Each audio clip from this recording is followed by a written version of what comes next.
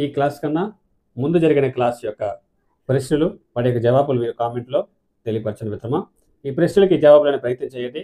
అలాగే ఈ ప్రశ్నల యొక్క జవాబులు ఈ క్లాస్ చివరిలో ఉంటాయి, తప్పకుండా వీక్షించండి. అలాగే ప్రశ్నలు చూసుకుంటే గతంలో జరిగినటువంటి